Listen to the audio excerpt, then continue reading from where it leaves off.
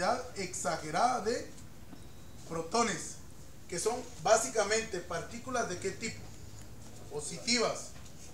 Luego de ellas hay un pequeño espacio que está comprendido entre el núcleo y la primera capa o órbita. Las capas o órbitas son los espacios donde van a estar alojados otras cargas eléctricas que posteriormente vamos a ver. Entonces, entre la primera capa y el núcleo están de forma desordenada unas partículas llamadas neutrones. Los neutrones son partículas tanto de tipo positivo como partículas de tipo negativo, que más adelante vamos a explicar por qué es que son así. Bueno, luego encontramos la primera capa o órbita, donde generalmente están depositados los electrones. Los electrones básicamente son partículas de tipo ¿qué? Negativas, las cuales van a girar alrededor. Ahí por eso se hacía la analogía entre el Sol, que era el núcleo, y que los planetas eran los electrones, que ellos giraban alrededor del núcleo, pues igual es nuestro sistema solar, de nuestra galaxia. Entonces ellos están girando alrededor. Luego encontramos la segunda capa, que puede tener X o Y cantidad de electrones, vagones. De eso se determina el tipo de átomo que es por la cantidad de protones, neutrones y electrones que tiene. Entonces aquí encontramos, pues, girando alrededor otros electrones en otras capa o otra órbita.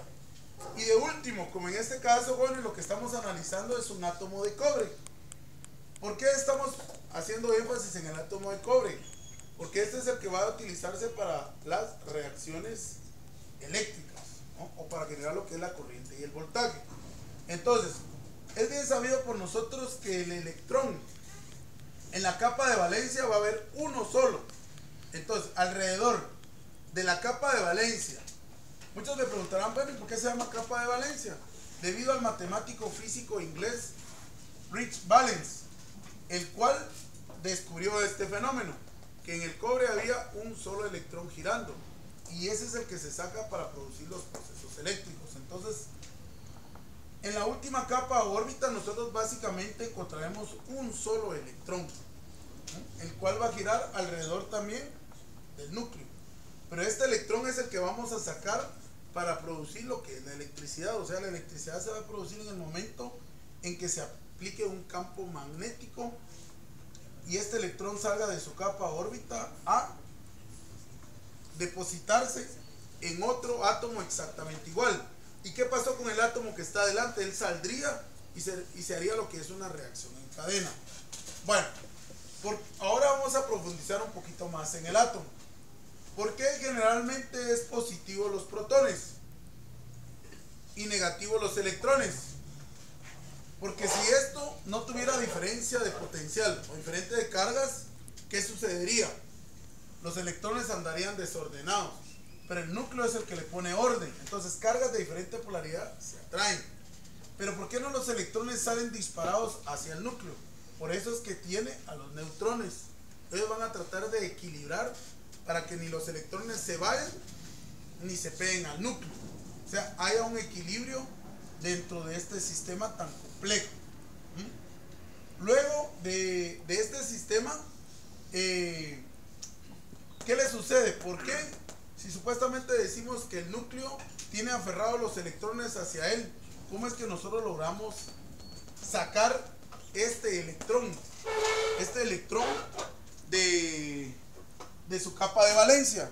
Recordémonos que el núcleo va ejerciendo un campo eléctrico y magnético sobre los electrones, pero a mayor distancia va a ser mucho menor la influencia que tiene el núcleo. Comparemos el núcleo como que fuera una madre y esto fuera una cantidad de hijos. Entre más retirado esté, aunque ella estire la mano, no va a alcanzar al hijo que le están tratando de arrebatar, podríamos decir, si lo miramos como un ejemplo análogo, humano, ¿no? Entonces, ¿qué es lo que sucede? Al aplicarse el campo magnético, él saldrá disparado. Saldrá básicamente disparado de esa órbita o capa. y se posicionará en otro átomo exactamente igual. Y el átomo que estaba anteriormente aquí también saldrá disparado y será lo que nosotros llamaremos una reacción en cadena. Para ese control podríamos decir que el átomo ejerce sobre sus partículas subatómicas. Existen dos fuerzas. La fuerza centrípeta, que es la que yo decía, que mantiene girando a los electrones alrededor del núcleo. Y la fuerza centrífuga, que es la que le vamos a aplicar al campo magnético para poder sacar ese electrón. Entonces recordémonos que los electrones que están más próximos al núcleo se van a aferrar más y no van a salir. Pero el electrón que va a estar de último, y si es uno nada más, él va a salir con qué facilidad. Esa es la característica de los materiales conductores eléctricos, que sí permiten donar los electrones. En cambio, los materiales aislantes, por lo mismo, pueden tener más electrones en su última capa, se aferran más al núcleo, entonces no se les permite, ellos no permiten salirse de ahí, bajones. Entonces, básicamente ese es el átomo desde su estructura interna. Recordémonos que la importancia del átomo es bien importante porque todo este universo, todo lo que nos rodea, inclusive nuestro mismo cuerpo, está hecho de átomos. Entonces es bien importante pues conocer a más profundidad que se pueda esto. Entonces para mí fue un gusto, jóvenes. Previamente a esta pequeña clase vamos a tener una pequeña evaluación que lo que va a pretender, jóvenes, es que ustedes puedan retroalimentar los conocimientos ya adquiridos del átomo.